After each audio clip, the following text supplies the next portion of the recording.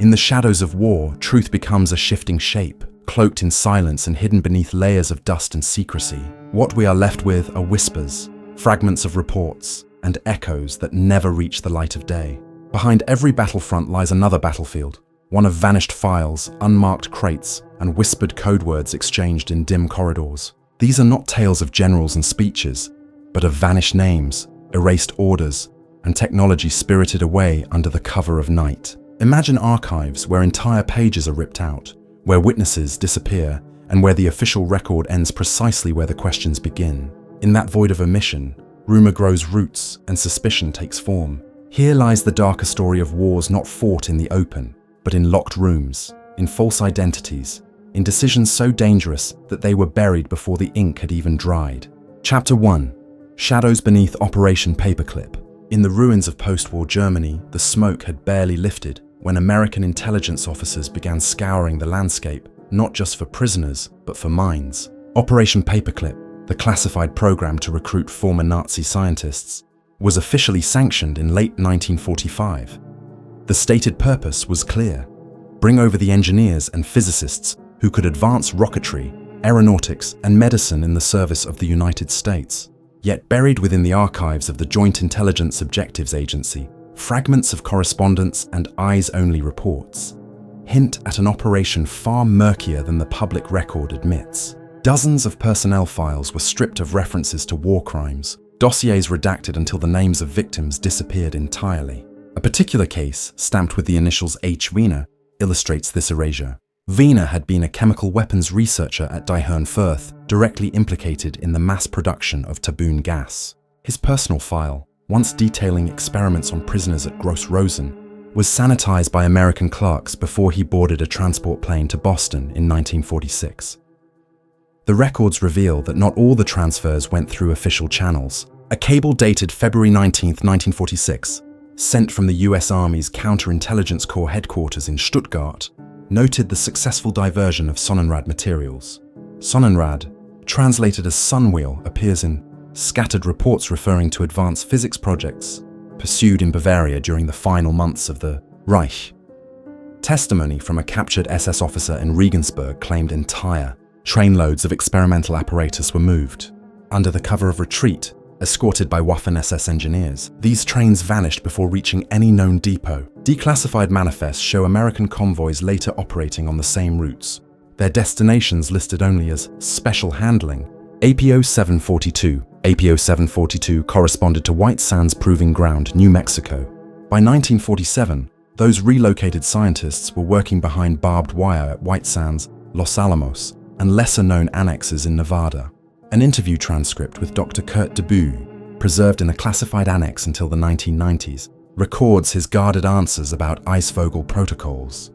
The Eisvogel, or Kingfisher, project allegedly combined propulsion research with human endurance trials. Debu's evaded questions about fatalities, but the document notes his nervous behavior and abrupt termination of the session. A separate Army memorandum stated that Eisvogel experiments had been incorporated into ongoing atmospheric re-entry studies. The memo is unsigned, filed under Technical Services Division. The secrecy extended to the archives themselves. In the late 1950s, Senator Richard Russell conducted a quiet review of paperclip contracts. His staff discovered that at least 117 names had been deliberately altered on official rosters. When Russell pressed the Pentagon for clarity, he was informed that certain identities were protected due to ongoing operational necessity.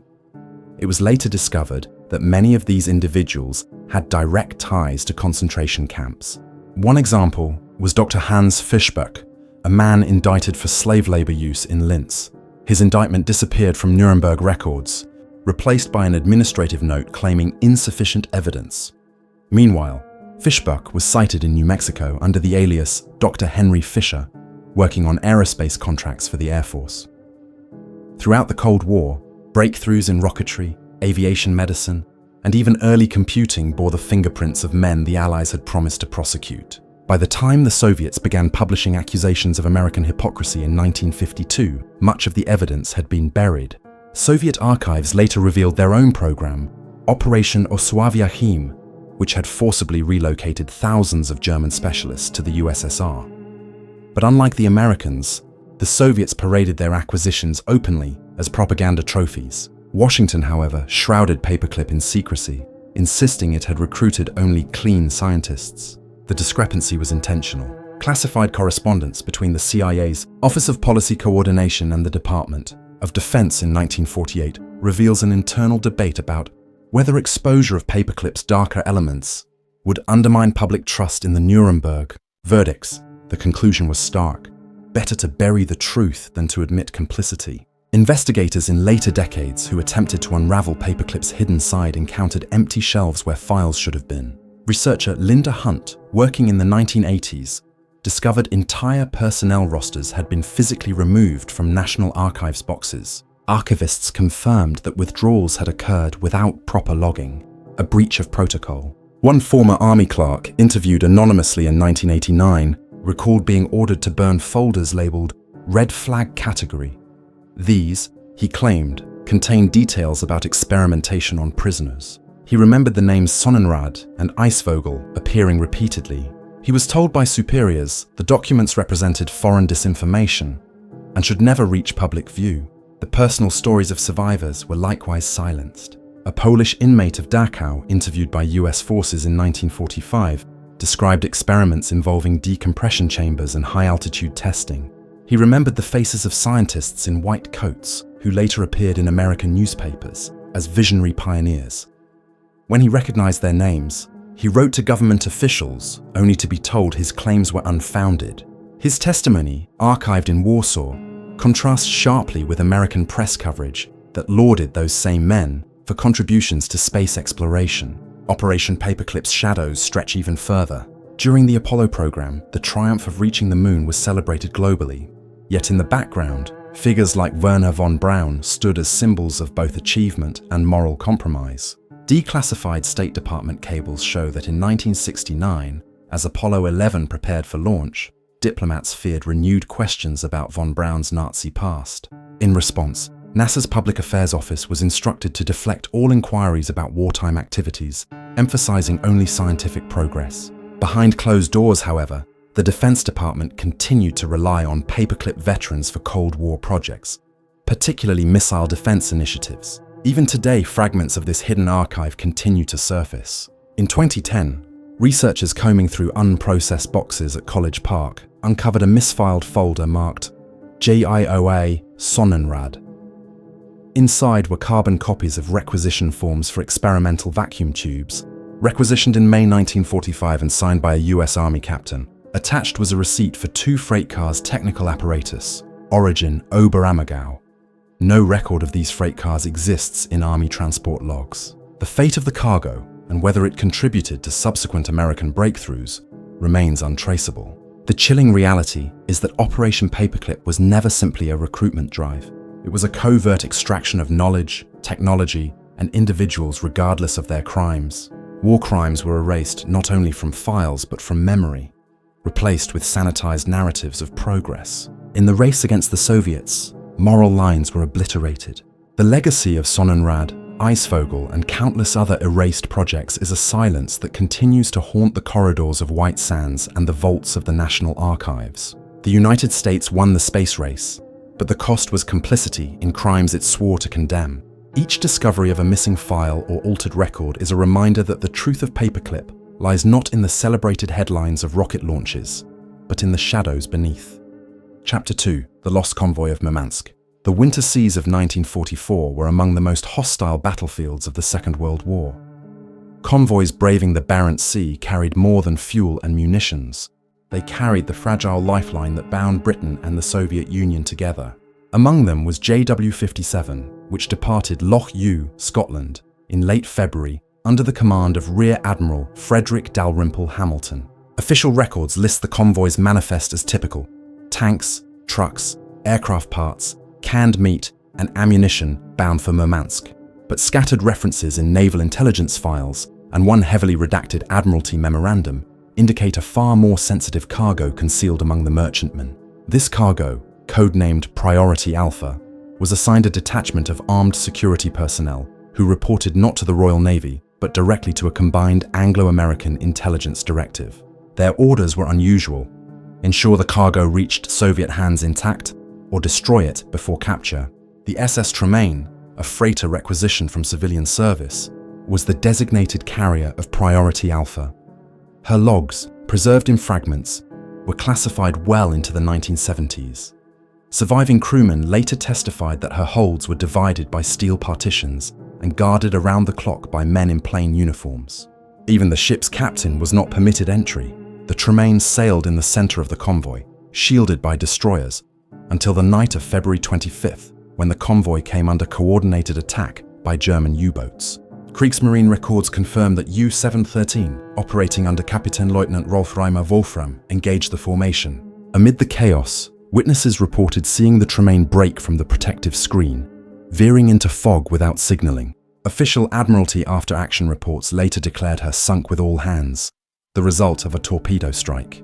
No wreckage was recovered, yet questions emerged almost immediately. An Enigma decrypt, intercepted days before, recorded a Luftwaffe reconnaissance unit referencing a special freighter carrying documents from Peenemünde. Allied censors suppressed the reference, but a carbon copy survived in Bletchley Park archives. If accurate, the Tremaine may have been carrying materials looted from German rocket sites as the Allies advanced through occupied Europe. Another source, a Polish resistance courier debriefed in London, claimed that crates from concentration camps in Poland had been loaded onto Allied transports for evaluation. Whether true or Soviet disinformation, the coincidence with the Tremaine's disappearance is difficult to ignore. In the early 1960s, Soviet naval divers operating from the icebreaker Arktika allegedly located a wreck in the Barents Sea, matching the Tremaine's profile. Reports of the dive reached Moscow, but the findings were suppressed under the classification Severny Archive. A declassified KGB memorandum from 1992 briefly references the wreck. Artifacts and sealed containers recovered, contents transferred to Directorate 12. No further details were given. Rumors spread among Soviet naval personnel that one of the recovered crates contained microfilm reels, while others described strange metallic cylinders wrapped in oilcloth. None of these accounts could be independently confirmed. Western intelligence took an interest as well. CIA cables from the late 1960s reveal agents questioning defectors about Soviet recoveries from a lost convoy ship. One cable, sent from the Berlin station in 1967, mentions possible transfer of biological samples exhumed from containers.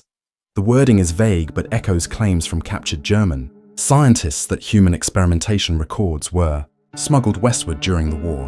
By the time of the cable, the CIA had already acquired large volumes of Japanese Unit 731 data, raising the unsettling possibility that Allied services had similarly secured German medical files through the Tremaine's cargo. Survivor accounts from JW57 complicate the picture.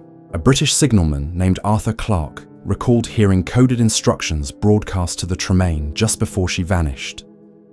Alpha Cargo Protocol initiated. Clarke reported that the freighter's escort, the destroyer HMS Keppel, turned briefly toward the Tremaine before resuming its course without explanation. Inquiries decades later into Keppel's logs show an abrupt 2-hour gap in her records for that night, a gap marked only with the phrase weather interference. When pressed by historians, the Admiralty insisted the omission was clerical. The families of the lost crew received only vague condolences. Letters to the War Office requesting details about the Tremaine's sinking were returned with form responses citing operational secrecy. One widow, Margaret Lyle, kept her husband's final letter in which he hinted that the ship carried a cargo stranger than gold. He wrote, "They keep us out of the lower holds. Guards won't speak. It isn't munitions." That letter, preserved by the family, has never been contested for authenticity. By the 1980s, renewed interest in Arctic wrecks brought divers into the Barents again. A joint Norwegian-Soviet expedition searching for U-boats claimed to have detected a large freighter hull in coordinates consistent with JW57's route. Norwegian participants reported being abruptly ordered off-site by Soviet authorities, who declared the area restricted. The expedition logs, later leaked, list anomalous sonar reflections from compartmentalized interior. Shortly after, all references to the site vanished from official publications. To historians, the lost convoy represents both a logistical tragedy and a tantalizing mystery. On paper, JW-57 delivered much of its cargo safely to Murmansk, bolstering the Soviet war effort. Yet one ship, officially lost to enemy action, continues to cast a long shadow. The nature of Priority Alpha remains obscured by deliberate obfuscation. Whether it was rocket blueprints, medical files, or another form of contraband knowledge, its disappearance points to the larger truth that wartime alliances were riddled with mistrust. Neither Britain nor the United States fully trusted Stalin, and both sought to control what knowledge passed eastward. The Tremaine's cargo may have been a bargaining chip, insurance, or a secret too volatile to share. The Tremaine never reached Murmansk. Her coordinates, if ever recorded, remain locked away in files sealed for decades beyond the war's end. The few surviving mentions, an intercepted Enigma line, a widow's letter, a diver's rumor, sketch the outline of something both vital and dangerous. It is a reminder that the Arctic convoys, remembered for their heroism under fire, also carried ghosts of a different sort. Ghosts not of sailors alone, but of knowledge hidden, lost, and perhaps still lying silent beneath the polar waters. The lost convoy of Murmansk is more than a shipwreck. It is a chapter in a history deliberately erased, its truth confined to sealed archives and the dark sea floor. Chapter 3, codenamed Valkyrie's Second Breath. The failed assassination attempt on Adolf Hitler of July 20, 1944, is remembered as a desperate, doomed bid by German officers to end the war. Colonel Klaus von Stauffenberg planted the bomb. The wolf's lair exploded, but the dictator survived. The official record tells us the conspirators were rounded up, tortured, and executed in a matter of weeks. Yet within declassified OSS cables and fragments of British MI6 reports lies a suggestion that the story did not end there. A cryptic memorandum dated November 12, 1944, filed under OSS London, carries the phrase, "Valkyrie's second breath has been detected." The cable refers to continuing contacts with sympathetic elements within Wehrmacht staff, believed to be negotiating parallel channels with Western allies. No further elaboration appears, but the existence of this phrase has haunted researchers for decades. Among surviving German documents seized in Munich in April 1945 was a packet of forged surrender papers. These documents, stamped with the insignia of Army Group South, bore signatures resembling those of American and British officers. Their dates preceded the Reich's actual surrender by several months. What made them extraordinary was the presence of Allied cipher markings in the margin, designations not in use until late 1944. Allied authorities immediately classified the find, concerned that some within their own intelligence networks might have engaged in unauthorized contacts. General Eisenhower's headquarters denied any such negotiations. Yet internal minutes from the combined chiefs of staff include the notation, "German intermediaries active in Switzerland. Deniability must be preserved." Eyewitness testimony complicates matters further. In 1946, a Czech resistance veteran named Thomas Novotny told interrogators in Prague that he had met two men in Vienna in March 1945, claiming to be officers of the Second Valkyrie network. They carried counterfeit American documents and spoke of an insurance plan to safeguard Germany against Soviet occupation. Novotny was executed by the communist regime in 1951, his testimony buried until after the Cold War. When rediscovered, his statement aligned with other fragments, rumors of Wehrmacht officers escaping from POW camps in France and reappearing in neutral Lisbon under assumed identities. One such figure was General Hans Speidel, later celebrated as NATO commander in the 1950s. While Speidel's role in the July plot was ambiguous, captured German files list him among suspected Valkyrie conspirators. His early release from Allied custody in 1947 raised suspicions among some historians that he benefited from undisclosed agreements. In the same period, British MI6 internal reports express anxiety that unvetted elements of the German officer corps were being repurposed in the emerging Cold War struggle. The phrase "better our German than Stalin's" appears in a marginal note by an anonymous analyst. These lines, written less than 2 years after the fall of Berlin, expose the shifting priorities. The fight against communism overtaking the desire for justice. A Munich safe house raided by US forces in late April 1945 yielded more than forged papers. Inside were coded journals detailing proposed lines of retreat into Austria and Czechoslovakia, where units loyal to the conspirators could allegedly regroup. The plan bore the codename Winterlicht, or Winter Light. While there is no evidence it was executed in full, the documents indicate that survivors of the Valkyrie Circle had not abandoned hope of shaping Germany's fate, even after their apparent defeat. American officers who discovered the safe house filed a report to Schaff Intelligence. That report was promptly locked under restricted access for 3 decades. The Soviet Union too noticed anomalies. NKVD files now declassified describe interrogations of German officers who claimed that contacts were made with American representatives in Switzerland as late as March 1945. One interrogated colonel spoke of guarantees for the future German army if communism could be resisted. Moscow's propagandists capitalized on such claims, accusing the West of collusion. Western officials dismissed the charges as fabrication, but buried among the accusations are specific names and dates, too precise to be simple invention. The files describe couriers crossing the Swiss border carrying documents in hollowed-out shoes, many of which never reached their destination. In 1957, during the height of the Cold War, a classified MI6 review revisited the Valkyrie affair. The internal memorandum, partially declassified in the 1990s, states, "Residual networks of July conspirators were of limited operational use, but symbolic value considerable. Some integration into post-war structures may have occurred." The cold phrasing hides an extraordinary admission. Elements of the Valkyrie movement may have been allowed to survive, folded quietly into the reconstruction of West Germany's military and intelligence services. Indeed, the newly created Bundeswehr of the 1950s contained numerous officers once suspected of anti-Hitler activity, their pasts deliberately blurred. The ambiguity of history leaves us with fragments, but those fragments tell a story beyond a failed bomb plot. They tell of German officers who sought not only to kill Hitler, but to strike separate bargains, to shape their country's surrender on their own terms. They suggest Western intelligence, eager to harness any force against the Soviets, may have turned a blind eye or even extended discreet protection. The sanitized public version of Valkyrie, presented as a noble failure, concealed the uncomfortable reality that power vacuums breed covert dealings, even with compromised men. In examining these hidden traces, one finds that Valkyrie did not entirely die in July 1944. Its second breath was the quiet exhalation of a shadow network, lingering in back rooms of neutral capitals, carried by forged documents, whispered through clandestine radios. It was a breath sustained by desperation, opportunism, and the shifting loyalties of a world already looking past Hitler toward the coming conflict with Moscow.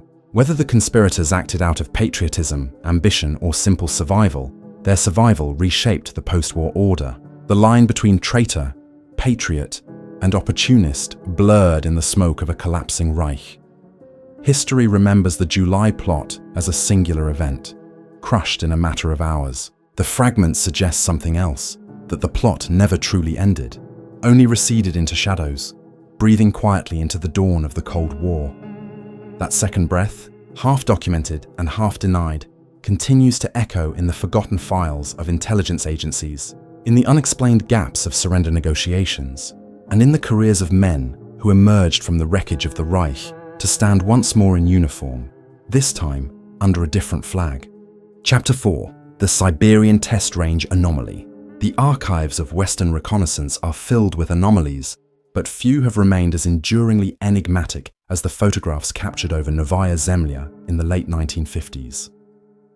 This barren archipelago in the Russian Arctic, known for hosting the Soviet Union's largest nuclear detonations, was already the subject of intense CIA and USF surveillance. U-2 flights and later Corona satellites returned countless images of test craters and airstrips. Yet in 1959, a sequence of overflights recorded a series of vast circular clearings, resembling runways and concentric rings, buried beneath snowdrifts and partially obscured by hastily erected hangars. The images were catalogued under the classification Special Target 12. Analysts noted the structures were inconsistent with known nuclear test facilities. Within months, the site was abruptly abandoned, the clearings bulldozed over, leaving only faint scars visible from orbit. For years, the anomaly puzzled Western intelligence. A debriefing of Soviet engineer Nikolai Kruglov, who defected in 1963, shed some light. Kruglov described working under the Ministry of Medium Machine Building, tasked with integrating German specialists brought from East Germany in the late 1940s. He claimed the project carried the codename Project Morgenrot. morning red. According to Kruglov, it involved designs salvaged from a bunker near Nordhausen in Thuringia, once home to the V-2 rocket program. These designs, he said, were unlike conventional missiles, massive schematics for ramjet-powered craft capable of transcontinental range, a continuation of the abandoned America bomber program. Soviet scientists, under military supervision, attempted to adapt these blueprints into practical prototypes. The Siberian site was selected for testing due to its remoteness and natural cover of snow.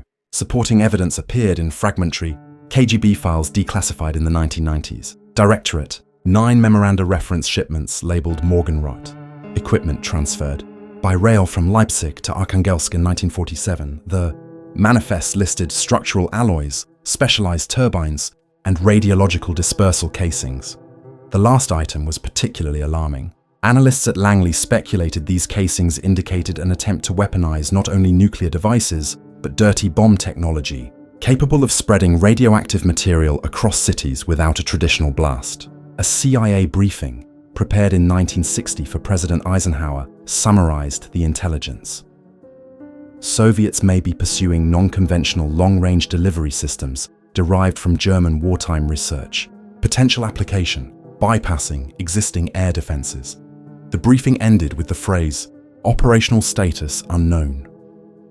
What happened at Novaya Zemlya between 1957 and 1959 remains contested. Aerial photos show initial construction, with massive clearings and structures consistent with test stands. The following year, those structures vanish. One theory is catastrophic failure. Kruglov insisted that during an early test, a prototype vehicle disintegrated, scattering radioactive debris across the tundra. He claimed dozens of technicians were hospitalized with acute radiation sickness, their files sealed under medical secrecy. Western analysts corroborated these claims with intelligence that a Soviet hospital in Arkhangelsk experienced an unexplained surge in cases of radiation exposure during the winter of 1958. Another theory, favored by some within the CIA, held that the Soviets dismantled the program after achieving a technological breakthrough too destabilizing to reveal, shifting the work deeper underground in classified institutes. The anomaly was not forgotten. In 1974, during a US-Soviet arms control exchange, American negotiators privately raised the subject of Novaya Zemlya's abandoned clearings. The Soviet delegation dismissed the photographs as snow patterns misinterpreted by your analysts. The Americans, aware of Kruglov's testimony and their own surveillance, considered the denial unconvincing. Internal State Department cables reveal frustration. They deny what is in plain sight. Either we misjudge the program's viability, or they are protecting an ongoing capability. Curiously, fragments of German involvement resurface in both Soviet and Western files. Among papers recovered from a Soviet scientific institute in 1991 were employment records for former Luftwaffe engineer Dieter Zobel, listed as a consultant from 1948 to 1953. Zobel had worked at Peenemünde on experimental jet engines. His transfer east under Soviet control was known, but his later disappearance puzzled historians. The records confirm he was assigned to Morgenrot Sector A. No further trace of him exists after 1953. Rumors circulated that Zobel died in an accident, but his death certificate has never surfaced. His name is among those inscribed in classified US lists of missing German scientists, alongside others who vanished behind the Iron Curtain. Today, the site itself remains sealed. Satellite imagery continues to show faint rings beneath permafrost, though erosion and decades of weather have obscured detail. Occasional expeditions have attempted to survey the area, but access is restricted by Russian military patrols. Independent researchers in the 1990s who managed to approach Novaya Zemlya described zones of unnaturally high radiation readings, inconsistent with published nuclear test data. One expedition reported discovering rusted fragments of turbine blades scattered across the tundra, far from known test craters. Their samples were confiscated upon re-entry to Russia, and the group was warned never to return. The Siberian test range anomaly endures as one of the most compelling shadows of the Cold War. At its core lies the question of continuity. How much of Nazi Germany's desperate late-war research lived on under Soviet stewardship? Did the race to weaponize rocket and jet propulsion extend not only into the space race, but into darker, unacknowledged projects? The evidence, conflicting, fragmented, and often deliberately concealed, suggests a project that existed briefly, then was erased. Yet erasure itself is telling. Superpowers rarely erase what is insignificant. The scars in the snow, the missing scientists, the gaps in hospital records, all point to something real, something dangerous, and something the world was never meant to see. As the Cold War archives continue to open, perhaps further fragments of Morgenrot will emerge. For now, it remains frozen beneath the Arctic tundra, a silence broken only by the whine of reconnaissance aircraft and the uneasy whispers of defectors who saw too much. The anomaly is less a single unanswered question than a reminder that the past contains buried engines and erased ambitions, hidden behind the official story of the nuclear age. The Siberian test range stands as a monument not only to Soviet ambition, but to the shadows of German science transplanted eastward, and to the lengths both sides would go to conceal the true cost of their pursuit of power. Chapter 5: The Ghosts of Unit 731.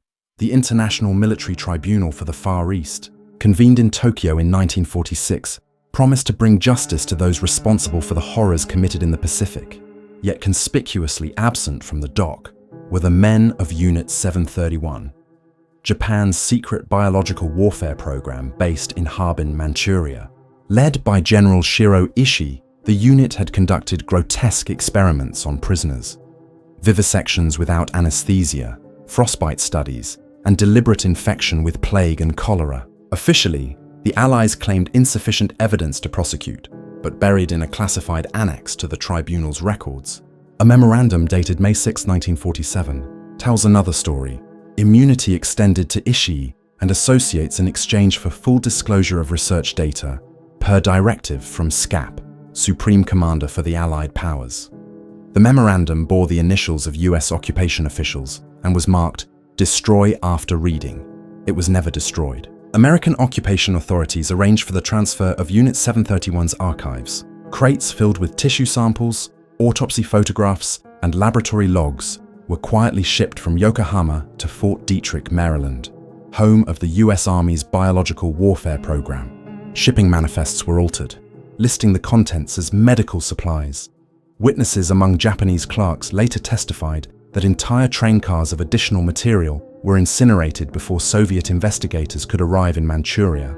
The decision was deliberate, to prevent Moscow from acquiring the same trove of biological knowledge. Soviet prosecutors at the Tokyo Tribunal attempted to raise the subject, but their accusations were dismissed as propaganda.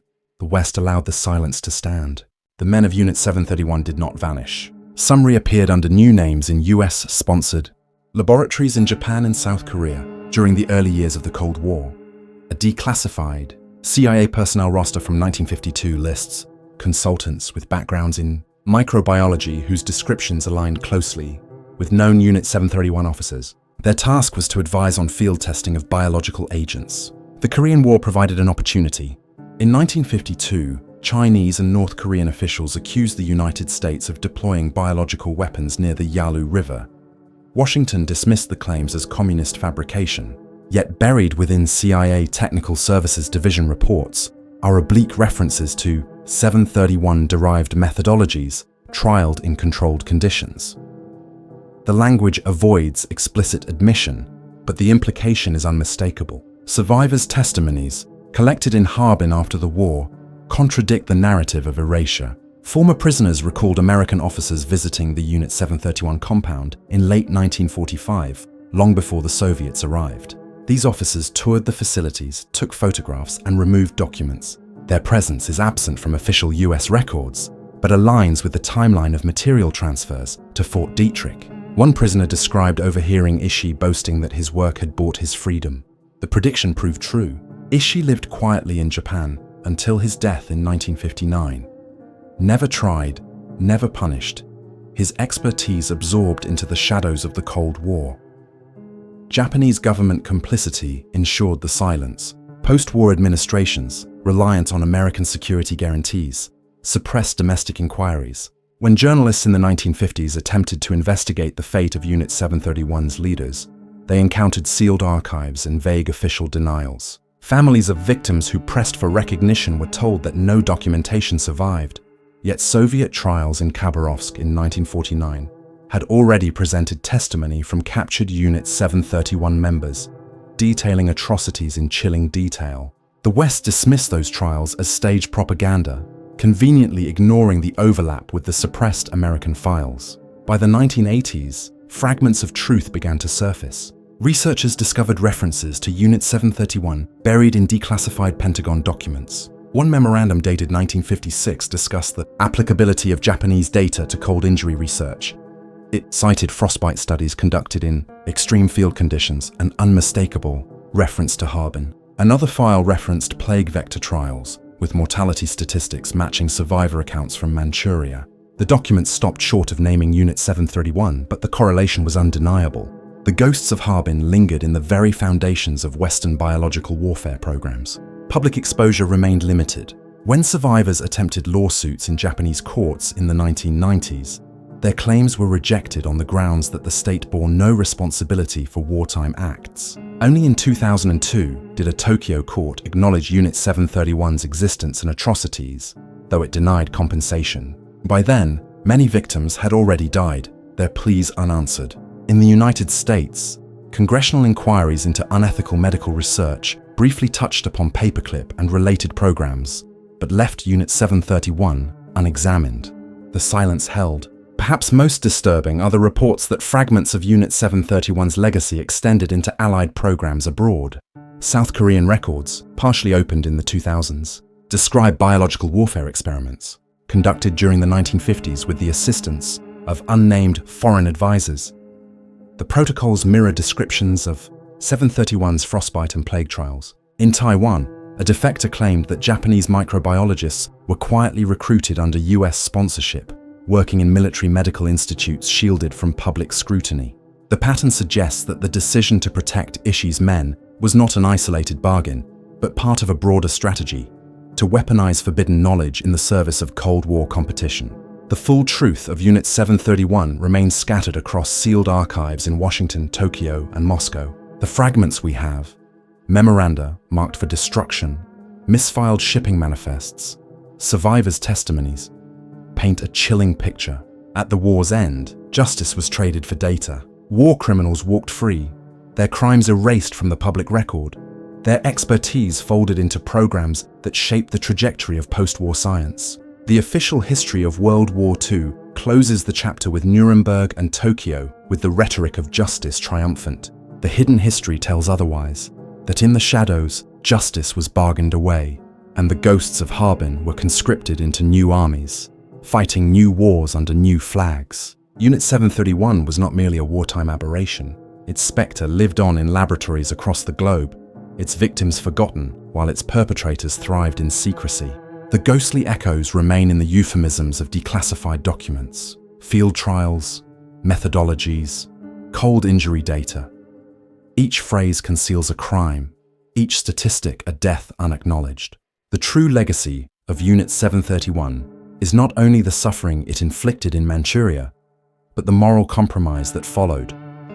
The willingness of nations to bury justice in pursuit of power. Those compromises still cast their shadow over modern warfare, reminding us that the past is never fully past. The ghosts remain, waiting in files stamped classified, waiting in the silent gaps of official history, refusing to be forgotten. The deeper we peer into those sealed corridors, the less certain the line between fact and fiction becomes. Shadows lengthen, not because the truth is absent, but because too much of it was concealed. Some stories end in silence not because they lack an ending, but because the ending was never meant to be read. These half-buried files and cryptic fragments remind us that history is never only what is written, it is also what was erased. In the gaps, in the omissions, in the contradictions, another world waits, restless and unfinished. To follow its trail is to step into a maze of secrets without a clear exit, to hear echoes that cannot be silenced, and to glimpse truths that slip back into the dark the moment they are named. The story does not close here. It lingers, unresolved, haunting the edges of what we dare to remember.